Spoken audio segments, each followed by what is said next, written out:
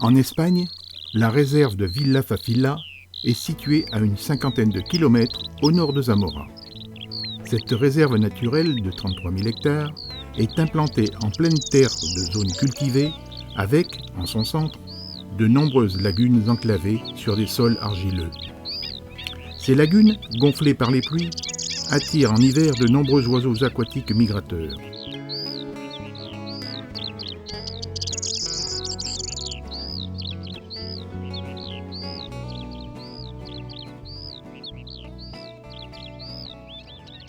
La présence de la grande outarde en nombre et densité importante constitue toutefois l'attrait touristique majeur de la réserve.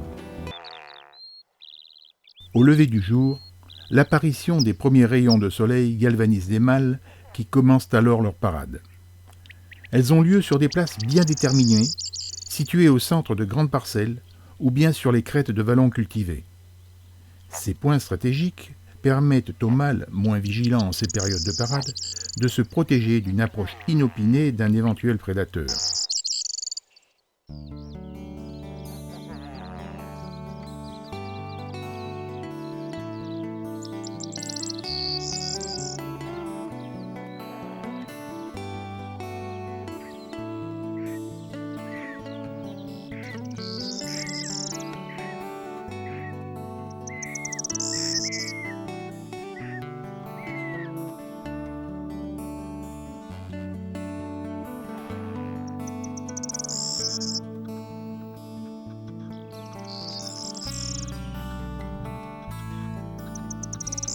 Deux heures plus tard, l'ardeur des parades s'estompe au fur et à mesure que monte la température.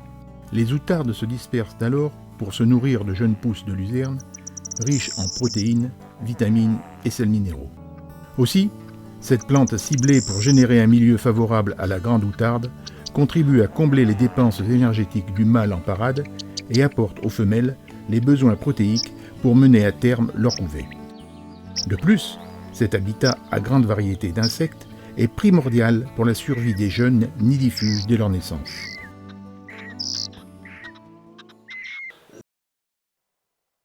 Pendant la parade, le mâle exhibe de longues plumes qui partent de chaque côté de la base du bec et retombent le long du cou. Le mâle non nicheur, lui, en est exempt. La parade, sur une même place, peut durer une quinzaine de minutes. Elle se décompose en 3 à 4 scénettes identiques et successives entre lesquelles le mâle se déplace de quelques mètres seulement.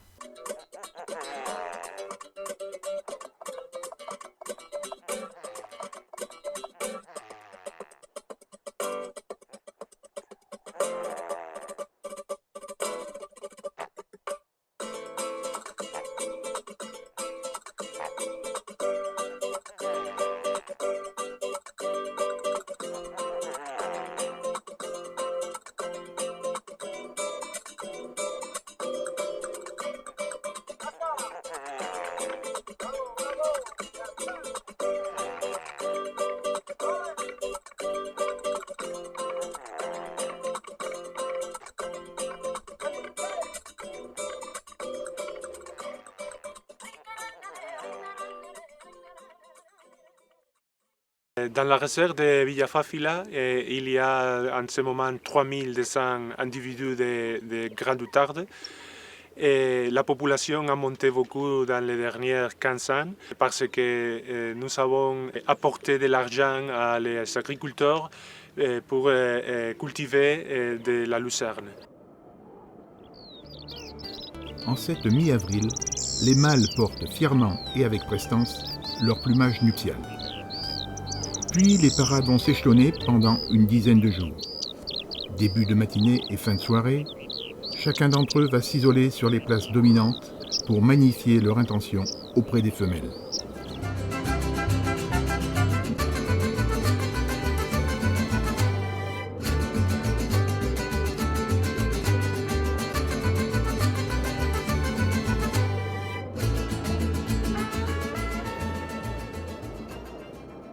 À ce moment, les agriculteurs, chaque fois il y a des parcelles très grandes et sans limiter de parcelles. Et c'est un problème parce que pas de opportunités pour les oiseaux pour se cacher.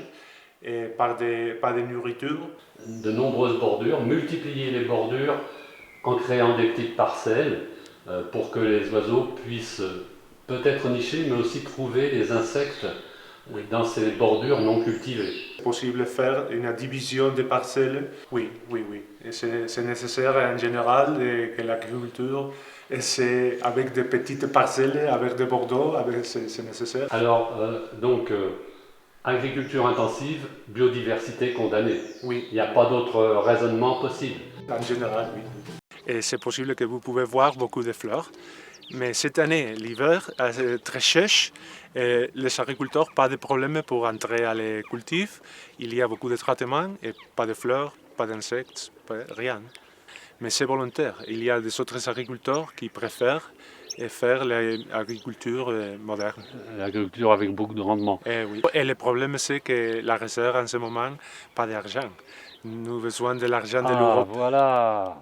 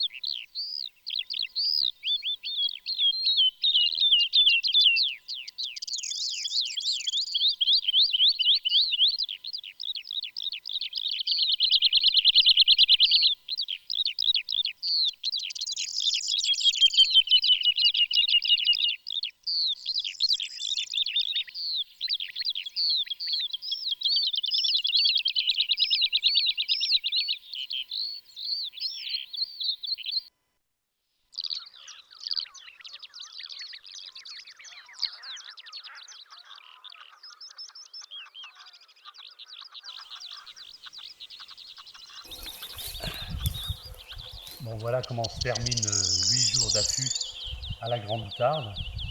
Donc temps splendide évidemment, mais splendide aussi à l'intérieur de l'affût.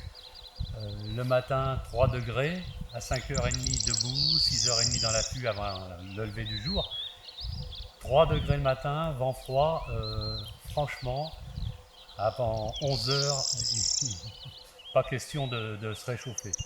Par contre, après 11h, le soleil darde dans ces petits affûts non protégés.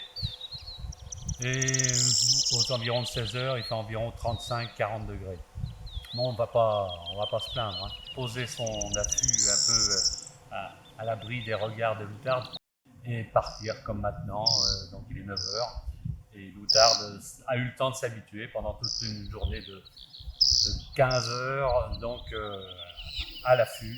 Et à l'homme aussi parce que elle n'est pas folle, elle voit bien l'objectif qui bouge de temps en temps. Voilà. Et maintenant, pour terminer, je voudrais témoigner avec l'exemple qui suit pour mettre en évidence les paradoxes que peuvent présenter les intentions de protection des espèces sauvages. À Villa Fafila, ceux-là même qui reçoivent un financement pour la protection de la Grande Outarde sont en même temps les acteurs de leur disparition programmée. Il y a 5 ans, tu m'as parlé d'environ 3000-3200 outardes. Oui. En ce moment, la population des outardes de la réserve naturelle a descendu un peu. Et le dernier racontage de ce printemps, c'est 2600 outardes. Et le problème, c'est ici, pour l'agriculture. La diminution est bien ciblée sur les femelles, la diminution. Les agriculteurs commencent à couper le blé, par exemple, très tôt, le mois de mai. Donc en période de sécheresse, comme le blé n'est pas venu à terme, ne viendra pas à terme, ne montera pas en graines, oui. Donc les agriculteurs vont préférer le couper pour le bétail. Le blé, c'est très petit et si on coupait le blé dans le mois de mai, pour les oiseaux de la steppe, c'est... Pour tous les oiseaux d'ailleurs, c'est terrible. C'est catastrophique. Oui.